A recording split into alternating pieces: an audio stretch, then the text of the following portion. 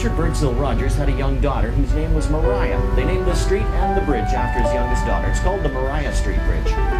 During the summertime, with a tremendous number of pleasure craft that travel along here, this bridge will sometimes swing 2, 3, 4, even 5 times an hour, tying up traffic in both directions for an awfully long distance.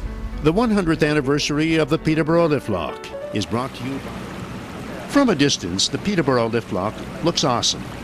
It was considered revolutionary when construction began over 100 years ago and remains to this day a bold concept. Hello, I'm Graham Hart. Although the Trent Severn Waterway is now described as a recreational paradise, it was agriculture and logging that actually created the need for a waterway in the first place.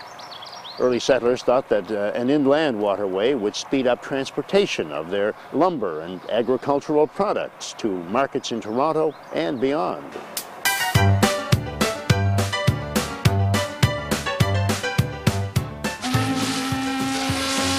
The development of a commercial waterway offered city dwellers new adventures into the Kawarhas lakes as steamboats cruised the calm waters, allowing passengers to step off the boat for delicious shore dinners in isolated clearings on the calm, crystal clear waters of Lake Kachawanuka, Clear Lake, and Stony Lake, with over 1,000 islands to choose from.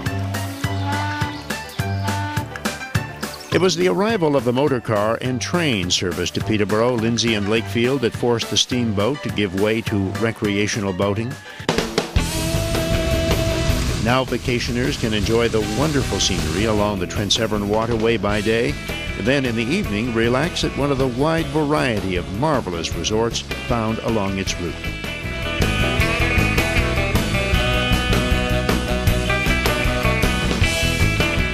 But commercial and ultimately recreational use of the waterway really started right here in Bobcaygeon, Ontario, with the building of a small wooden lock in 1833. Bobcaygeon thrived with the increased development of lumber, cattle breeding, and agricultural industries. The Kawartha Dairy is now the only one of the original industries remaining in the area. Peterborough, Ontario, the Electric City, is also located on this 386-kilometer-long waterway and was the first city in Canada to light its streets with electricity. And although the nickname did not come from the early development and production of Canadian General Electric, the first water-wheel-driven electric generator in Canada did, and it was built here at the Peterborough plant in the early 1900s. Established in July of 1892, CGE combined Edison General Electric, Edison Electric Light, Thomas Houston International Electric, and Toronto Construction and Electric Supply.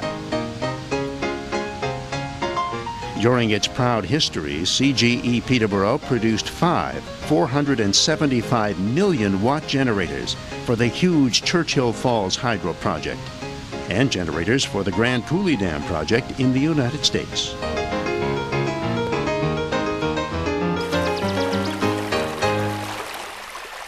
Peterborough is also home of the Canadian Canoe Museum, holder of the world's largest collection, with more than 600 canoes and kayaks and 1,000 related artifacts.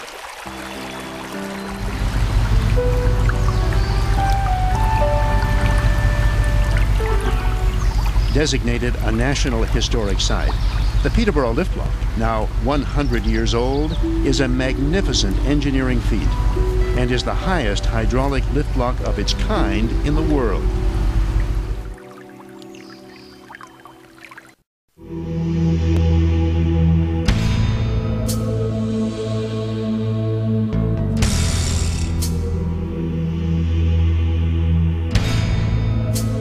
Building the liftlock was no easy task.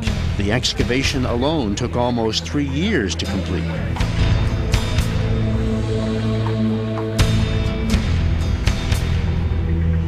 Long before any concrete could be poured, 58,000 cubic meters of soil had to be removed to reach the limestone bedrock that would act as the foundation for the 10 tons of granite blocks that would form the base for the structure to come.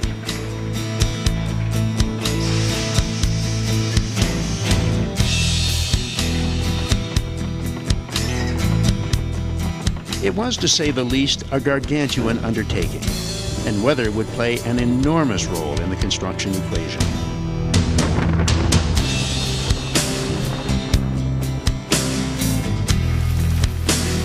At times, work slowed almost to a standstill during and after a rainfall.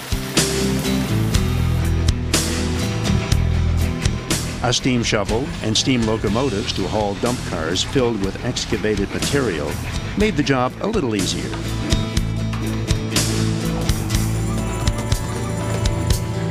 But in the final analysis, it was the workers with hand shovels, often in dreadful conditions, who were responsible for the lion's share of the earth removal process. Keeping the pit dry became an almost impossible task. Workers had sometimes to wade through knee-deep mud in the seemingly never-ending process of loading dump car after dump car by hand.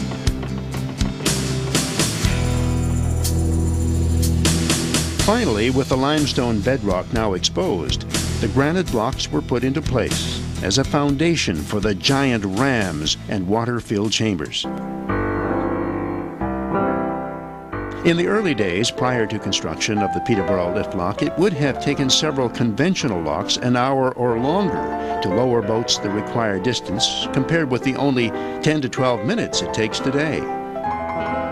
So it was decided a lift lock, rather than several conventional locks of the time, should be built to overcome the 19.8 meter drop north of Little Lake at Armour Hill.